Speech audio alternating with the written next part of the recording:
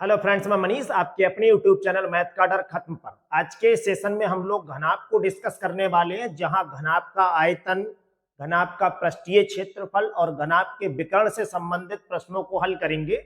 घनाभ की जो आकृति होती है वो कुछ इस तरह की होती है और एक ये 3D आकृति होती है। इसे सामान्य जीवन में आप ये कह सकते हैं, जो ईंट है वो घनाभ का उदाहरण है, या फिर कोई ऐसा कमरा जिसकी लंबाई और चौड़ाई अलग अलग हो वो घनाभ का उदाहरण है। घनाभ जो होता है ये 6 आयताकार फलकों से बंद एक आकृति होती है। तो जो आपका कमरा होगा, देखिए उसमें 6 आयताकार फलक होंगे। देखिए एक छत हो गई, दूसरी उसकी फर्श हो गई। छत और फर्श दोनों के क्षेत्रफल बराबर होंगे।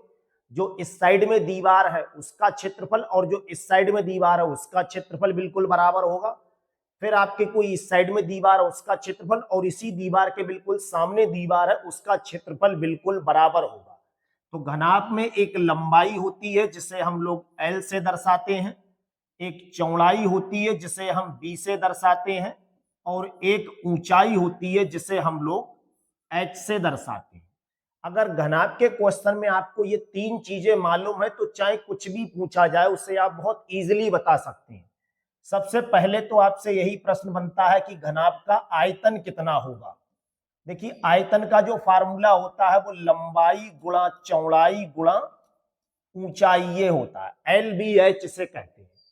दूसरा फार्मूला होता है इसका पृष्ठीय क्षेत्रफल या इसका वक्र पृष्ठ। पृष्ठीय क्षेत्रफल देखिए क्या होती है, जिस जगह पे हम रंग कर सकते हैं वो पृष्ठीय क्षेत्रफल कहलाता है। इसे आसान भाषा में आप ये समझ लीजिए, जो आपका एक कमरा है उस पे जहां जहां रंग हो जाता है वही इसका पृष्ठीय क्षेत्रफल या वक्र पृष्ठ कहलाता है।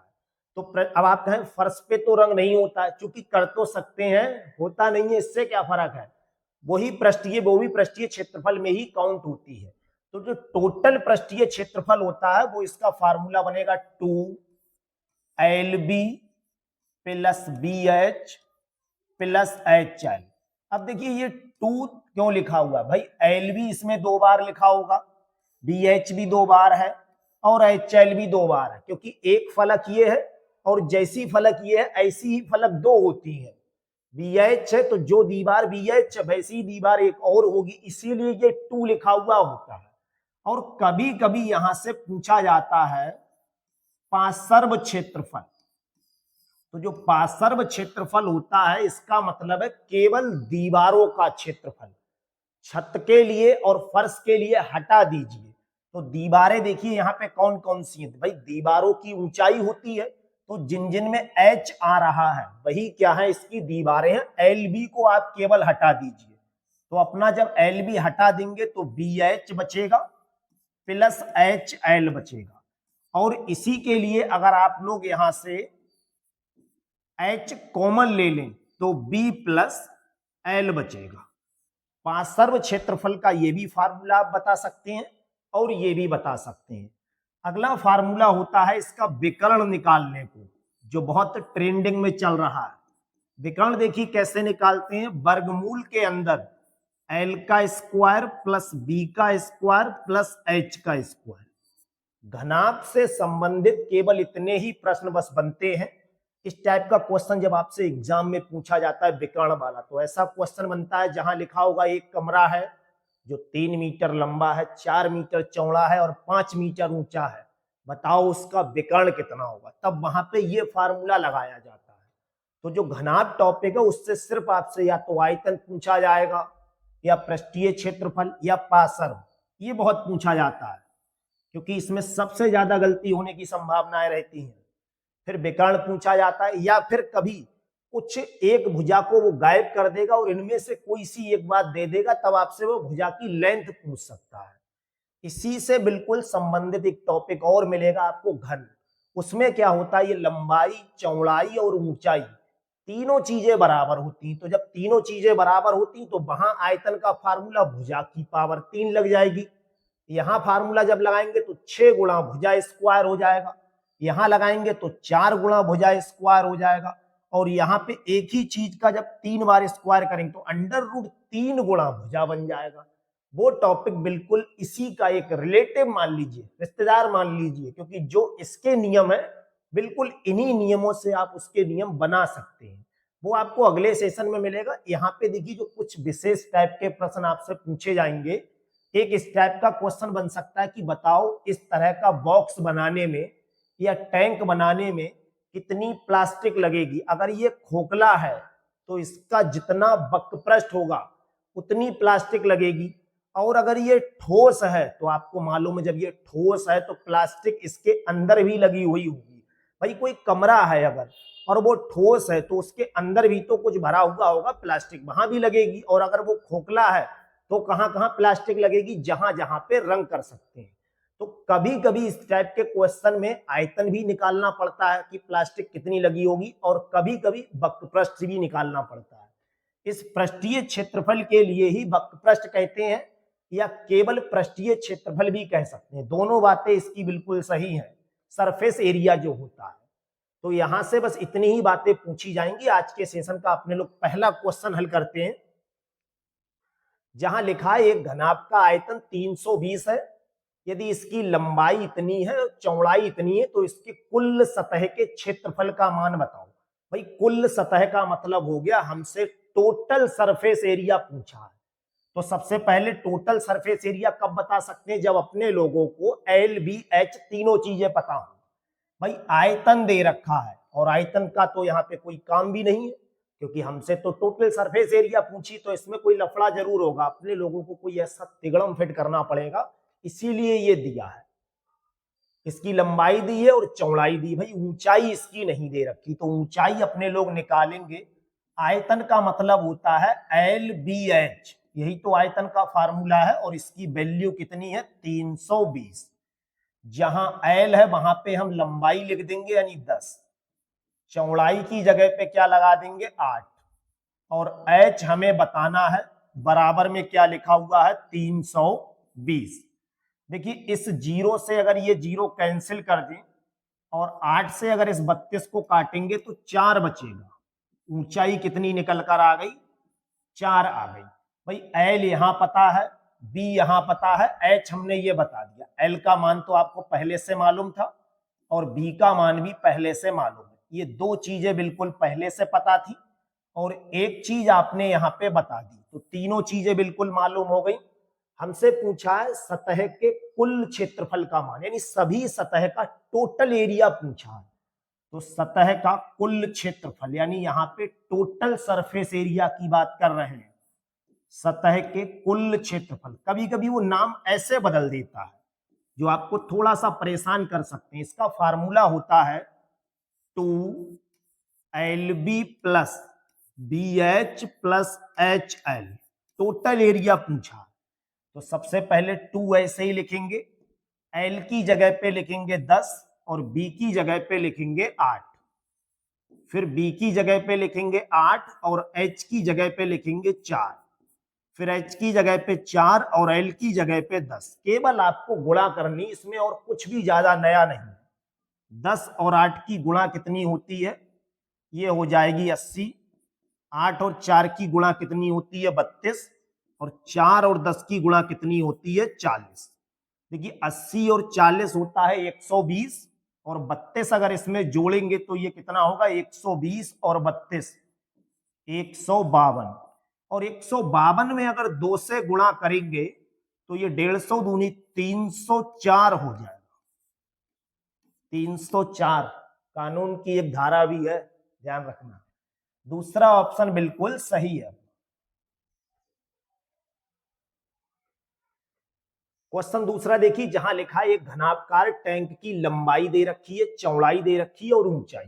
भाई एल का मान दे रखा है 10, बी का मान दे रखा है 8 और एच का मान दे रखा है 6। इस टैंक के ऊपर 1 सेंटीमीटर के अर्ध व्यास का वृत्ताकार छेद हो तो टैंक को बनाने में कितने वर्ग सेंटीमीटर लोहे की चादर लगेगी। भाई कहीं छेद कर दिया, इसका मतलब वहां तो लोहा लगेगा नहीं। अब चूंकि ये घनाभकार टैंक है तो अब आप कहें यहाँ लिखा तो है ही नहीं कि ये खोखला है। जब नहीं लिखा है तो खोखला ही होगा, क्योंकि हमसे यहाँ पूछा वर्ग सेमी। यहां से हमने पहचान लिया कि क्षेत्रफल की बात कर रहा है। अगर ठोस होता तो वो घन सेमी की बात करता, घन सेंटीमीटर में हमें बताना था। तो सबसे पहले किसी भी घनाभ को बनाने में उतना ही लोहा या उतनी ही प्लास्टिक की चादर लगेगी जितना उसका वक्रपृष्ठ होगा या पृष्ठीय क्षेत्रफल होगा। तो हमें सिर्फ चादर बतानी है कि चादर कितनी लगेगी। तो आप अच्छे से समझ लीजिए, घनाभ का हमें क्या निकालना है, पृष्ठीय क्षेत्रफल। घनाभ का पृष्ठीय क्षेत्रफल। और ये कब निकालते, जब सिर्फ घनाभ की उस टैंक की ही बात होती है, क्योंकि उसमें कहीं पे छेद है। जैसे आपको ये बोर्ड दिख रहा है, अब मैं आपसे कहूं इसमें कोई हमें कपड़ा लगाना है तो कितना कपड़ा लगेगा। अब मैं कहूं आपसे इतनी जगह को यहां से हटा दे रहे हैं, तो जब ये जगह हटा दे रहे हैं तो यही को कम कर दो, टोटल एरिया जो भी हो उसमें से इसका क्षेत्रफल कम कर देंगे। तो टैंक में एक छेद कर दिया है, तो उस छेद का क्षेत्रफल हमें क्या करना है, हटा देना है, माइनस कर देना है। बस इतना सा काम आपको करना है। और घनाभ का पृष्ठीय क्षेत्रफल फार्मूला क्या होता है, 2LB plus BH plus HL। ये फार्मूला आपको नहीं लगाना था, डायरेक्ट वैल्यू पुट करनी थी। और छेद कैसा किया है, अर्धव्यास का वृत्ताकार छेद है। तो अर्धव्यास का मतलब ये त्रिज्या हमें दे रखी है, आर का मान यहाँ पे दे रखा है 1 सेंटीमीटर। तो वृत्ताकार छेद का हमें क्या निकालना है, क्षेत्रफल, यानी वृत्त का क्षेत्रफल निकालना है। इसका फार्मूला होगा पाई आर स्क्वायर। बस इतना सा काम आपको करना है। 2 ऐसे ही लिखेंगे, देखिए एल की जगह लिखेंगे 10, बी की जगह 8, फिर बी की जगह 8, एच की जगह 6, इस एच की जगह 6 और एल की जगह 10। और इधर पाई की जगह 22/7 और आर की जगह लिखेंगे 1 का स्क्वायर। देखिए यहां अगर कैलकुलेशन करेंगे तो 10 और 8 की गुणा होती है 80। ये आप डायरेक्ट कर सकते हैं, बिल्कुल बहुत छोटी सी बात है, केवल आपको अच्छे से समझ में आए इसीलिए इतना स्लो करा रहे हैं। आप डायरेक्ट बिल्कुल वीडियो को स्किप करके इसे, जो काम हम 1 मिनट में कर रहे हैं उससे आप 10 सेकंड में कर सकते हैं। 8 छंग कितना होता है 48 और 6 दाएंगे कितना होता है 60। इधर 22, देखिए 1 का वर्ग 1 रहता है, 22 को अगर 7 से भाग करेंगे तो ये अपना आ जाएगा 3.14 आ जाएगा। ऑप्शन भी डेसिमल में दे रखे हैं। 80 ये और 60 ये कितना हो जाएगा, 80 और 60 होता है 140 और ये हो जाएंगे 48 और जोड़ेंगे तो ये अपना हो जाएगा 80 और 60 140 और 48 188। और उसमें से हमें क्या करना है, 3.14 माइनस करना है। देखिए 2 की गुणा अगर इससे करेंगे तो ये अपना बन जाएगा 2 अट्ठे 16 और 2 अट्ठे 16 और 1 17 और ये बचेगा 2 एकम 2 और 1 3। 376 में से हमें क्या करना है, 3.14 कम करना है। अगर आपको कभी भी डेसिमल का घटाया करना हो तो 376 में से देखिए किस तरह से कम करेंगे, 3.14 3.14। तो आप कहेंगे दशमलव के बाद यहां तो कुछ है नहीं, जब नहीं है तो आप अपनी मर्जी से 0 लिख दीजिए। दशमलव का घटाया आप कभी कर सकते हैं जब ऊपर और नीचे दशमलव बिल्कुल लाइन में हो।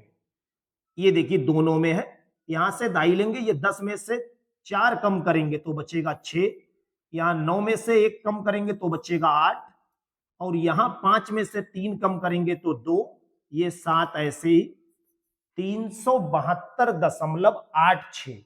अब आप कहें ये आंसर तो 372.86 पैसे, इसे 90 पैसे के बिल्कुल क्लोज मान सकते हैं। तो 372.9 तीसरा ऑप्शन बिल्कुल सही होगा। इसका तीसरा क्वेश्चन देखिए, जहां लिखा है एक घनाभकार टैंक की लंबाई 10.5 यानी एल का मान दे रखा है हमें 10.5, बी का मान चौड़ाई दे रखी 8 और एच का मान दे रखा है 9। हमें सतह का कुल क्षेत्रफल बताना है। भाई सतह का कुल क्षेत्रफल यानी सभी सतह का, इसके सतह का यानी जितनी भी सतह है, तो 6 सतह थी, सबका क्षेत्रफल बताना है। इसका मतलब यही तो हुआ, कुल क्षेत्रफल का मतलब आपसे पृष्ठीय क्षेत्रफल की बात की जा रही है, जिसका formula 2LB BH plus HL ये होता है। अब देखिए 2 ऐसे ही लिखिए, L की जगह पे लिखेंगे हम लोग 10.5 और B की जगह पे 8, इस B की जगह पर 8 और इस H की जगह पे 9, इस H की जगह पे 9 और L की जगह पे 10.5। इनकी गुणा देखिए कैसे करेंगे, 2 ऐसे ही 8 पंजे 40 और ये 8 एक देखिए जीरो लगाए तो पूरे 40 लिख दीजिए और 8 एकम 8, यहाँ पे दशमलव एक के बाद लगेगा। 8 नेम कितना होगा 72 और 9 की गुणा करेंगे 9 पंजे 45, जीरो लगाए तो पूरे 45 और 9 एकम 9, दशमलव यहाँ पे एक के बाद। इन सबको जोड़ना है, देखिए ये 84 रुपए और ये 72 रुपए, ये 94 रुपए। जब हम इसे जोड़ेंगे तो दो ऐसे ही लिखेंगे, दशमलव के बाद 5 है उसे अलग से लिख देंगे।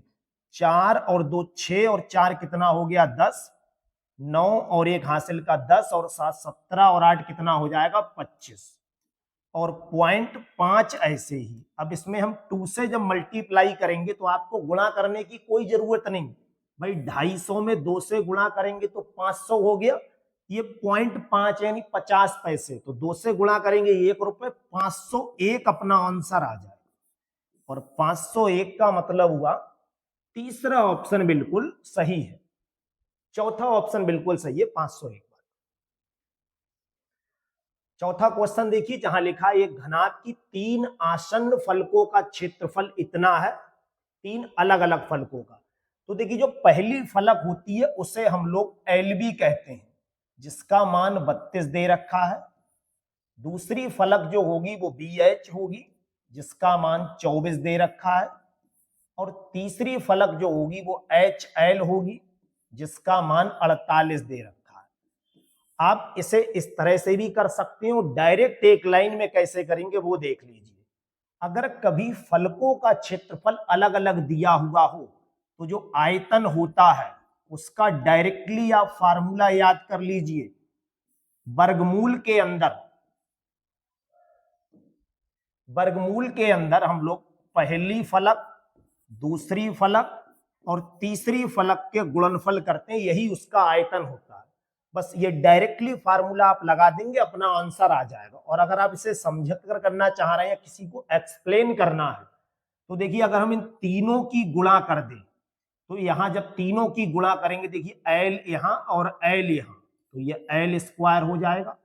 बी और बी की गुणा करेंगे बी स्क्वायर और ये एच स्क्वायर, बराबर में क्या बचेगा 32, 24 और 48।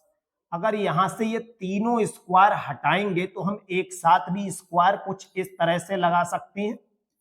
और ये एल गुणा बी गुणा एच यानी लंबाई गुणा चौड़ाई गुणा ऊंचाई को ही तो आयतन कहते हैं। तो आप इस स्टेप को बिल्कुल ना याद करें, डायरेक्ट फार्मूला समझ लीजिए। अगर फलक अलग अलग दे रखे हैं तो इसमें आयतन सीधे कैसे निकालते हैं, तीनों फलकों के गुणनफल का वर्गमूल ही आयतन कहलाता है। अब इससे हम तीनों की अगर गुणा करने लगे तो इसे रूट से निकालने में बहुत कठिनाई होगी। भाई 32 कहीं लिखा है, इसे हम लोग क्या लिख सकते हैं 16 दूनी 32 लिख सकते हैं। अब आप कहें 16 दूनी ही 32 क्यों लिख रहे हैं, क्योंकि 16 को तो हम रूट से बाहर निकाल सकते हैं। या आप कहें इसे हम 8 चौक 32 लिख सकते हैं। देखिए हमें क्या करना है, इन तीनों का गुणा करके वर्गमूल बताना है। तो वर्गमूल में आपको ऐसी संख्याओं में निकालना जिनके वर्गमूल आप इजीली जानते हो। अगर ऐसा नहीं कर रहे हैं, देखिए तो 48 को सबसे पहले आप लिखेंगे 16 गुणा 3, ये देखिए 48 लिखा हुआ है। 24 के लिए अपने लोग 8 गुणा 3 लिखेंगे, ये देखिए 24 लिखा है।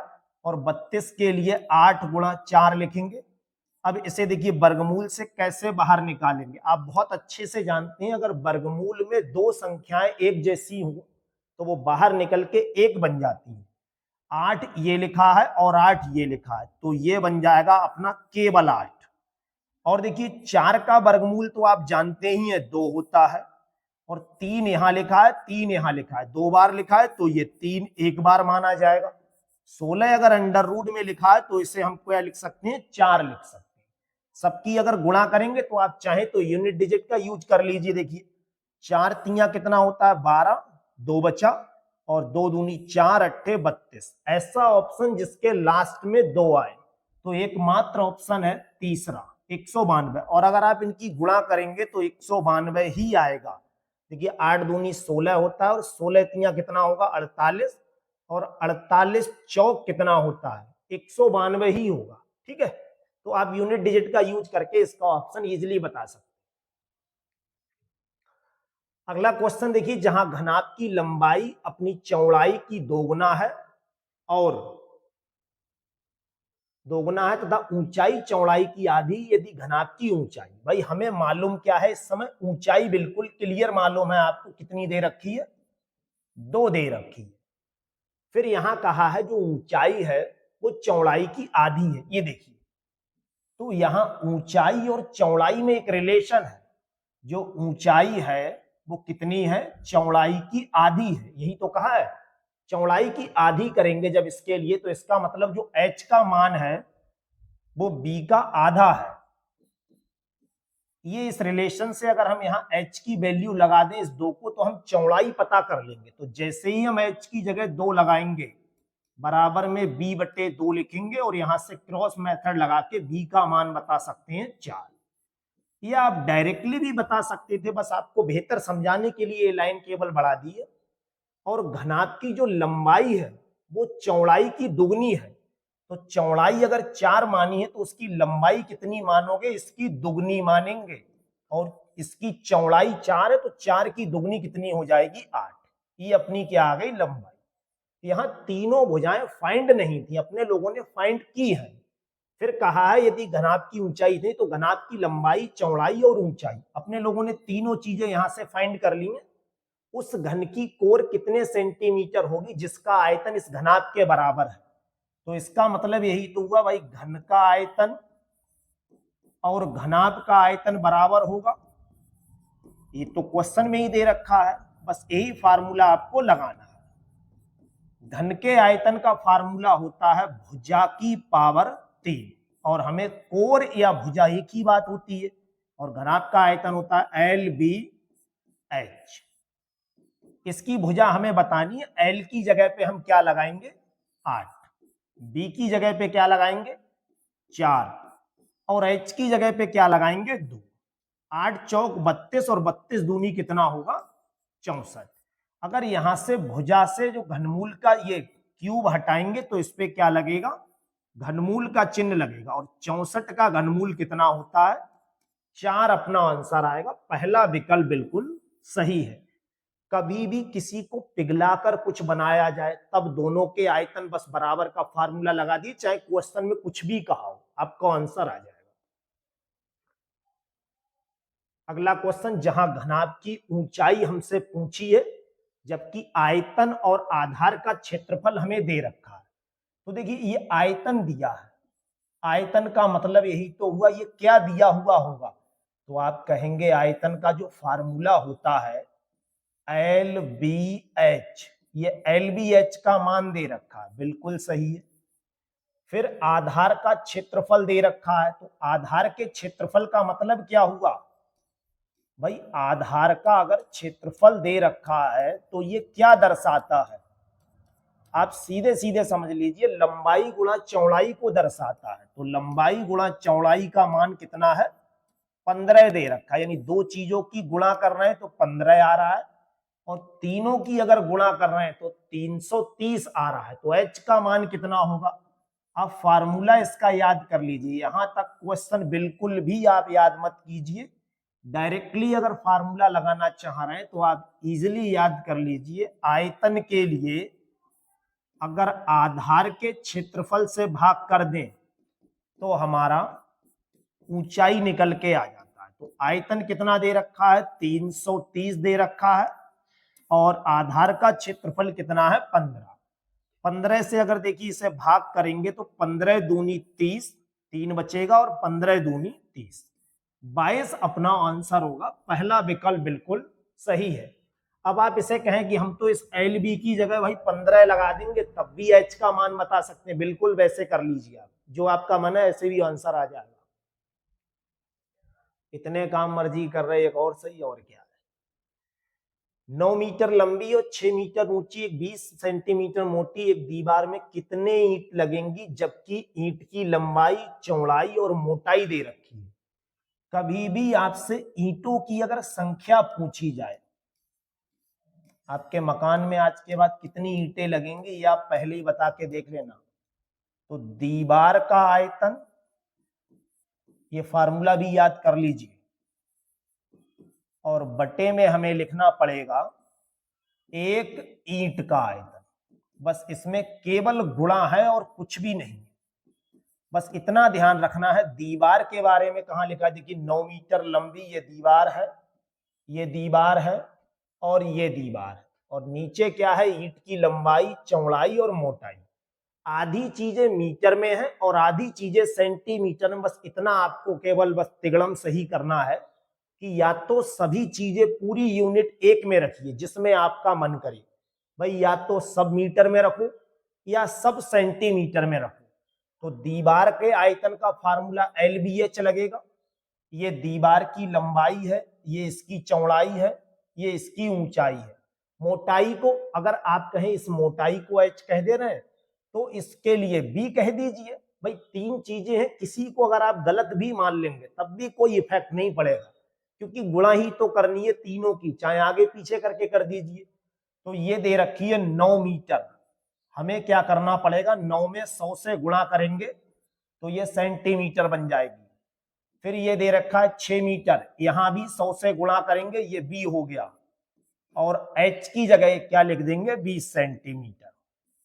एक ईंट का आयतन, तो एक ईंट की लंबाई देखिए कितनी है 30, चौड़ाई कितनी है 15 और मोटाई कितनी है 10। अगर इसे कैलकुलेट करेंगे, देखिए एक जीरो से ये चला जाएगा, दूसरे जीरो से ये चला जाएगा। अब देखिए यहाँ पे अगर ये देखिए किसी से डिवाइड, 3 से अगर हम इसे डिवाइड करेंगे तो ये 3 पर जाएगा, इस 3 से इसे डिवाइड करेंगे तो ये 5 पर जाएगा, और इस 5 से अगर इसे डिवाइड करेंगे तो ये 2 पर जाएगा। अब बचा क्या होगा अपना, देखिए 100 बचा, 6 बचा और 2 बचा ये, और ये 2 बचा। 2 दूनी 4 और 4 की गुणा 6 से करेंगे 24, और 100 से जब करेंगे तो 2 जीरो केवल लगा दीजिए, 2400 अपना आंसर आ जाएगा।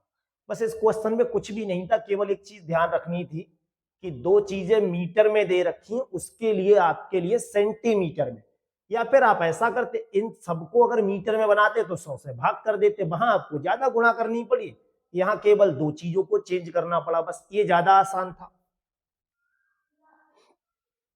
अगला क्वेश्चन भी बिल्कुल यही है, देखिए 8 मीटर लंबी, 6 मीटर ऊंची और 22.5 सेंटीमीटर मोटी एक दीवार में कितने ईंटें लगेंगी। तो हमसे ईंटों की संख्या पूछी है। फार्मूला अच्छे से याद कर लीजिए, अभी बिल्कुल कराया था। दीवार का आयतन बटे एक ईंट का आयतन। तो दीवार की 3 चीजें दे रखी होंगी और तीनों को एक ही यूनिट में रखना है, ये भी ध्यान रखना है। तो वैसे तो आप जानते हैं दीवार के आयतन का फार्मूला LBH होगा, ईंट के आयतन का फार्मूला भी LBH होगा, यही आपको लगाना है। इसे आप L मान लीजिए। जब इसे L मानेंगे तो 8 गुणा 100 इसलिए लिख रहे हैं क्योंकि ये मीटर था, सेंटीमीटर में बनाया। 8 मीटर में 800 सेंटीमीटर होते हैं, आप बिना गुणा करे डायरेक्ट कह दो, उसमें कौन सी दिक्कत आ रही है। 6 मीटर है, सेंटीमीटर में क्यों बदल रहे हैं, इसका कारण है भाई ये सेंटीमीटर में, ये सेंटीमीटर, ये सब सेंटीमीटर है। अब आप कहें ये मीटर में, तो मीटर में बदल लो, तो ऐसा कर सकते हो, सबको एक समान कर लीजिए, चाहे मीटर में चाहे सेंटीमीटर में। ये बनेगा 6 गुणा 100 और 22.5, ये तो सेंटीमीटर में है ही। नीचे ईंट के बारे में देखिए 25 दे रखा है, 11.25 दे रखा है, और मोटाई कितनी दे रखी है 6। अगर डेसिमल देखिए ये अपना हटाएंगे यहां से तो 2 जीरो ऊपर आ जाएंगे, और जब ये हटाएंगे तो 1 जीरो नीचे आ जाएगा। अब इसे कैलकुलेट करना है। देखिए सबसे पहले क्या करेंगे, इस 25 से इसके लिए काटेंगे तो 4 पर जाएगा, इस जीरो से 1 जीरो ये कैंसिल हो जाएगा। अब देखिए क्या बचा, इस 6 से ये 6 कैंसिल हो जाएगा। बहुत आपको ध्यान से केवल कटिंग करनी, इसमें और कुछ भी नहीं है। 225 से देखिए पूरा 1125 जा रहा है, आपको केवल ये देखना किस पे जा रहा है। देखिए 200 और 5 पूरा पूरा ही जा रहा है। देखिए 5 पंजे 25, 5 दूनी 10, 2 12, 5 दूनी 10 और 1 11। 225 से अगर इसे काटेंगे तो ये पूरा 5 पे चला जाएगा। अब कौन कौन बचा, देखिए इस 5 से अगर इस 10 को काटेंगे तो ये 2 पर चला जाएगा, नीचे कुछ भी नहीं बचा, ऊपर आपका बचा होगा 8 और ये 100 बचा, और इधर 2 बचा देखिए ये वाला, और इधर लास्ट में बचा है आपका 4। तो देखिए 4 दूनी 8 होता है, और 8 की गुणा 8 से करेंगे तो 64, और ये 2 जीरो ऐसे ही क्योंकि 100 से गुणा कर रहे हैं, तो 6400 ईंटें लगेंगी उस दीवार में। दूसरा ऑप्शन बिल्कुल सही है। अगला क्वेश्चन जहां लिखा है एक घनाभ के 3 फलकों का क्षेत्रफल इतना दे रखा है तो उसका आयतन। भाई अभी अभी आपको बताया था आयतन डायरेक्ट कैसे निकालते हैं। तीनों फलकों के क्षेत्रफल की गुणा कर दीजिए। पहले की 12 है, दूसरे की 20 है, तीसरे की 15 है, और इसका वर्गमूल निकालिए, यही इसका क्या होगा आयतन। अब इसे रूट देखिए, आप कहें तीनों की गुणा करेंगे तो आपका महंगा चालान कटेगा। बाकी आप गुणा करना चाहें तो देखो, एक जीरो ऐसे ही लगा दीजिए। 15 और 2 की गुणा करेंगे 30, 30 का जीरो 3 बचा होगा, 3 और 12 की गुणा कितनी होती है 36। अगर आप इन तीनों की गुणा करेंगे तो 3600 आएगी, और 3600 का वर्गमूल कितना होगा भाई, 36 का 6 होता है, 2 जीरो लगे 1 जीरो आ जाए, 60 अपना आंसर। चौथा विकल्प बिल्कुल सही है। इसका अगला क्वेश्चन देखिए, जहां लिखा है एक घनाभ की भुजाओं का अनुपात इतना है और आयतन इतना है, तो उसका पूरा पृष्ठीय क्षेत्रफल बताना है। अगर देखिए यहां से अनुपात दे रखा है तो L का मान जो होगा वो 1x, B का मान 2x, और H का मान कितना होगा 3x। हमें लंबाई, चौड़ाई और ऊंचाई तीनों चीजें नहीं पता है, तो पहले तीनों चीजें पता कीजिए, फिर पूरा पृष्ठीय क्षेत्रफल पूछा है तो इसका जो फार्मूला होगा पृष्ठीय क्षेत्रफल, वो क्या होता है आप पहले से जानते हैं, 2LB plus BH plus HL, यही तो फार्मूला होता है। तो ये फार्मूला तभी बता सकते हैं इसकी वैल्यू जब हमें LBH तीनों अलग अलग पता हो। अनुपात से अगर हम तीनों चीजों का, यहाँ प्योर रेशियो से आप नहीं कर सकते भाई, रेशियो जब हटाएंगे तो भुजाएं अलग अलग, रेशियो जब हटता है तो कुछ कांस्टेंट के साथ ली जाती हैं, ये 1x कह सकते हैं। आयतन का मतलब तीनों का गुणा है, तो x गुणा 2x गुणा 3x, इसकी वैल्यू कितनी है 1296 दे रखी है। देखिए अगर इसे 3 से डिवाइड करेंगे तो 3 चौक 12, 3 तिया 9 और 3 दूनी 6, कट जाएगा ये। इस 2 से अगर डिवाइड करेंगे तो देखिए 432 को अगर 2 से डिवाइड करेंगे 216 हो जाएगा। x कितना बचेगा अपना 3 पर बचेगा, और इधर बचेगा 216। 216 का घनमूल कितना होता है, तो 216 पे आप घनमूल का साइन लगाओ मत लगाओ, डायरेक्ट कह दीजिए 6। भाई 6 की गुणा 6 से 3 बार करेंगे अपना 6 आंसर आ जाएगा, तो 216 इसका क्या हो जाएगा, 216 का घनमूल 6 होता है। अगर x का मान हम यहां लगा दें तो हमें पहली भुजा पता लग जाएगी, यहां लगाएंगे तो दूसरी भुजा, और यहां लगाएंगे तो तीसरी भुजा। तो अपने लोग x की वैल्यू वहां नहीं बता रहे हैं, आखिर में लगाएंगे। देखिए 2 ऐसे ही, L की जगह पे x और B की जगह पे 2x, फिर देखिए इस B की जगह पे 2x और H की जगह पे 3x, फिर H की जगह पे 3x और L की जगह पे x। इसे कैलकुलेट अगर करेंगे तो ये बनेगा अपना 2x स्क्वायर, ये बनेगा 2 तिया 6x स्क्वायर, और ये 3x स्क्वायर। 3 और 6 9, और 2 कितने होंगे 11, और 11 में अगर 2 से गुणा करेंगे तो ये 22x स्क्वायर आ जाएगा।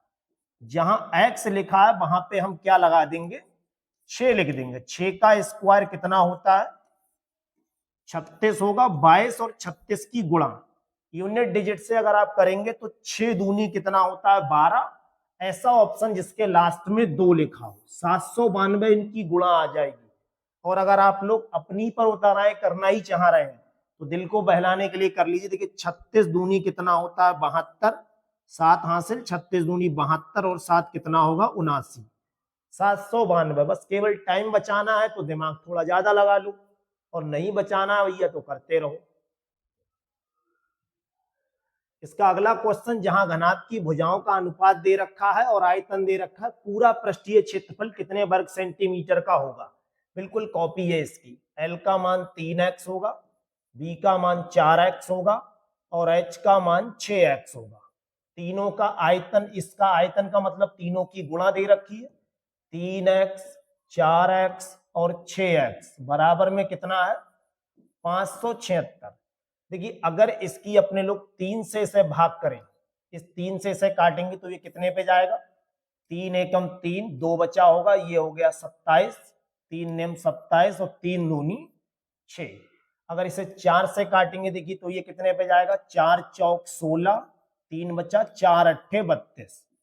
इसके लिए अगर देखिए 6 से काटेंगे तो ये कितने पे जाएगा, 8 पर। x कितना हो जाएगा यहाँ पे 3 और बराबर में 8, ये 3 हटेगा तो इस पे क्या लग जाएगा, घनमूल का चिन्ह, और 8 का घनमूल कितना होता है, 2। अगर x का मान हम यहाँ लगा दें तो पहली भुजा मिलेगी, यहाँ लगाएंगे दूसरी और यहाँ लगाएंगे तीसरी, लेकिन भुजाएं हमसे नहीं पूछी है, पृष्ठीय क्षेत्रफल पूछा है। तो पृष्ठीय क्षेत्रफल का जो फार्मूला होता है वो आप जानते हैं, 2LB + BH + HL। अब आप कहें x का मान पहले लगाओ फिर रखना, तो आपको गुणा ज्यादा करनी पड़ेगी, इसीलिए x का मान बिल्कुल बाद में लगाएंगे। 2 ऐसे ही देखिए, L की जगह पे लिखेंगे 3x, B की जगह पे 4x, यहाँ 4x और 6x, इस H की जगह पे 6x और L की जगह पे 3x। इसे अगर आगे कैलकुलेट करेंगे देखिए, 2 ऐसे ही, 4 तियां कितना होगा, 12x² और 4 छंग कितना होगा, 24x² और 6 तियां कितना होगा, 18x²। 18 ये और 12 ये कितना हो जाएगा, 30, और 24 ये कितना होगा, 54, और 54 में अगर 2 से गुणा करेंगे तो ये 108x²। जहां x लिखा है वहां पे अपने लोग क्या लिख सकते हैं, x की वैल्यू अपने लोगों ने 2 बताई है, और 2 का वर्ग कितना होगा, 4। 108 में अगर 4 से गुणा करेंगे तो ये हो जाएगा 432। अब इतना आपको खींच के समझाना पड़ता है, अब डायरेक्टली यहां से आंसर ले लीजिए, छीन लीजिए अगर आपको नहीं भी मिल रहा है तो। 432 दूसरा ऑप्शन बिल्कुल सही होगा। तो आज के सेशन में आप लोगों को घनाभ के आयतन और पृष्ठीय क्षेत्रफल से संबंधित प्रश्न कराए गए थे। ये सभी प्रश्न आप बहुत अच्छे से तैयार कर लीजिए। बाकी डिस्क्रिप्शन में आपको हमारे टेलीग्राम चैनल का लिंक दिया हुआ है, जहां पे आप उससे जुड़ जाएंगे तो आपको ये पूरी PDF सॉल्यूशन शायद मिल जाएगी। आज का सेशन आपको कैसा लगा ये कमेंट सेशन में आप जरूर बताइएगा। Thank you.